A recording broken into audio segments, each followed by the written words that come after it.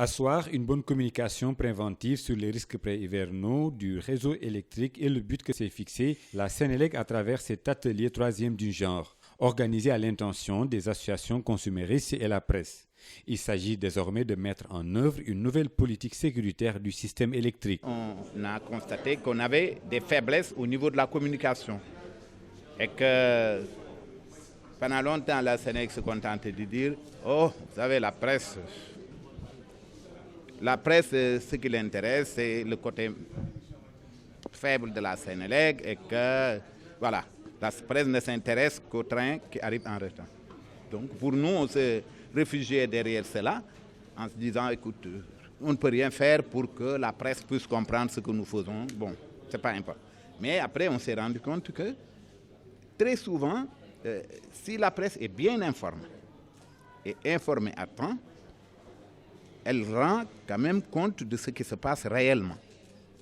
Et c'est pour cette raison que dans le plan de communication que Diatou a présenté à son arrivée, elle a insisté pour qu'on aille vers la presse, expliquer ce que nous faisons.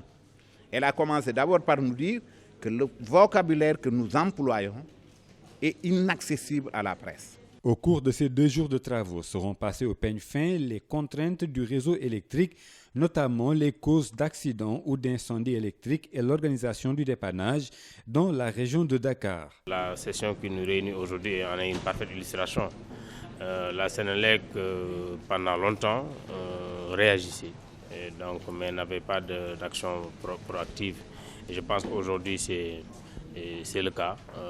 Il faut aller vers les clients, il faut anticiper, il faut leur expliquer également. Et nous sommes un peuple suffisamment intelligent pour comprendre beaucoup de choses. Donc c'est vraiment une démarche que nous saluons et que nous encourageons.